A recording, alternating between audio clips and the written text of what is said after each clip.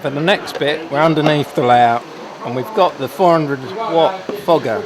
Now, this has got a couple of elements to it, a plug that you plug in obviously, and then it's also got a remote control, and that we use to fire off the smoke every few seconds. So this end of the fogger is what needs to connect to that pipe, and that simply presses on like this, and that has now made a nice snug fit.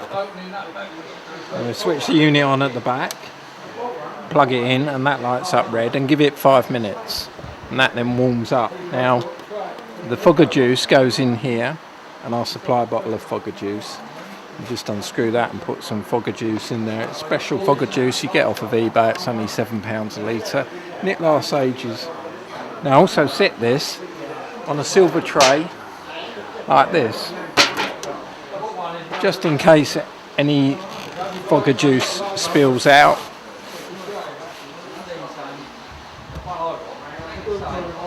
There we are, it won't make a mess of the carpet.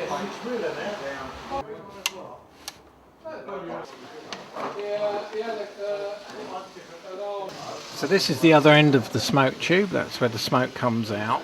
And we put this crashed pug locomotive, just lay that over the top of it. There's also an alternative bit, which is just a bit of rubble if you don't want the crashed train. So I'll put that there, and then also get some wagons. There are 2 arrow-darted wagons that sit about there. It's just a matter of laying them up on there roughly. I then put this crash wagon there, it's all open, I put that about there, and then I just lay the others roughly.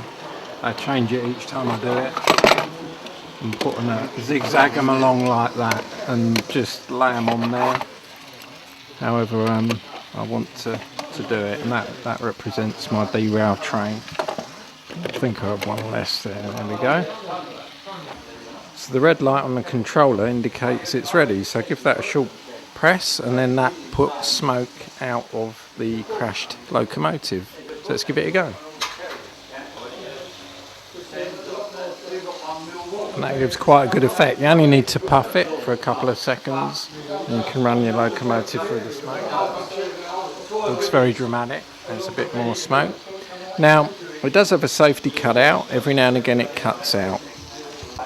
You'll know when the unit's having a rest because this red light goes out, and that means it won't operate. You just have to wait a minute or so, then the red light comes back on, and you can give it a few more puffs. And that's just for safety, because the unit does get quite hot. So I leave it down under the table, out the way, and then it's fine. So when you pick this unit up at the end of the day, remember it is quite warm, and give it a few minutes to cool down before you pack it away in the cardboard box.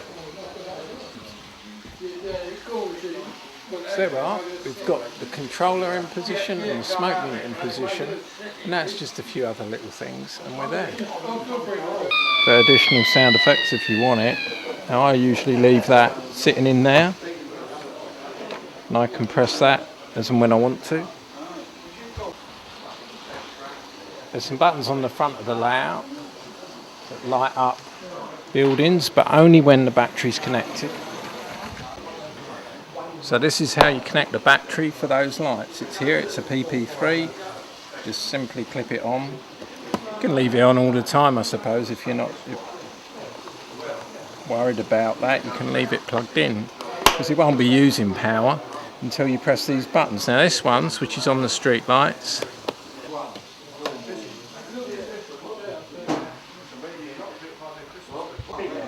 This red button is quite special. It's for a little peeing man effect.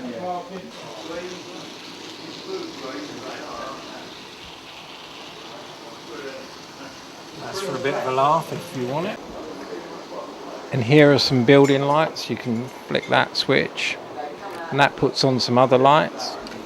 Operates a red light district. It also puts a couple of other lights on around the place.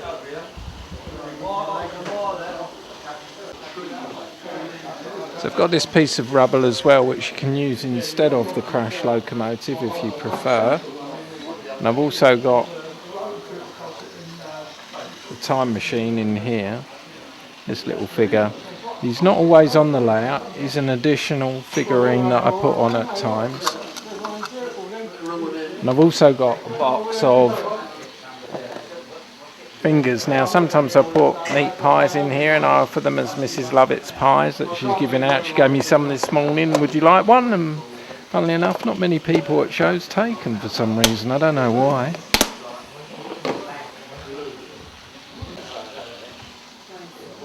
The Nautilus can also be screwed on into position if you wish to have that on the front of the layout.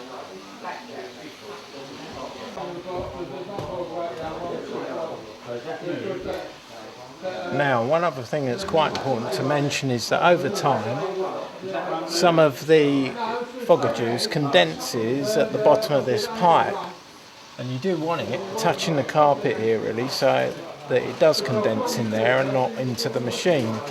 And what happens, it fills up with the liquid, and that restricts the flow, and the smoke effect gets less and less. So all you've got to do is get your bottle of fogger juice, unplug this. It's a bit warm, but it's not too hot to touch, and then pour out any excess liquid into there. It's condensed in. That clears the pipe, and that can go back on. It clears the airways again, and then it can flow through, but that happens after several hours of use at a show.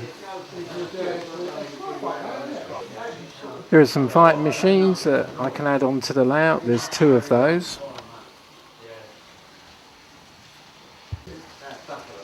So there's buttons here at the front for Sweeney Todd, Jack the Ripper, Sherlock Holmes, the Brunel statue, and Mr. Hyde over at the background there.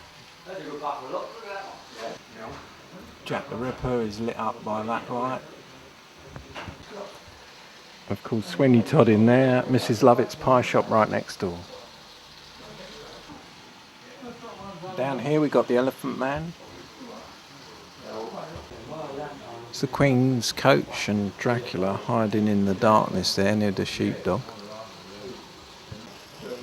Some steampunk characters, and up here Jules Verne's hot air balloon from around the world in 80 days.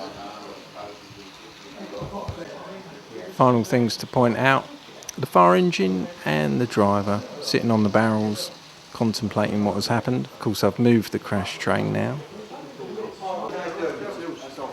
There's also a market scene, baked potato seller and a one-legged man, a dog, children, all sorts of little details to observe and enjoy. Hope you like the layout.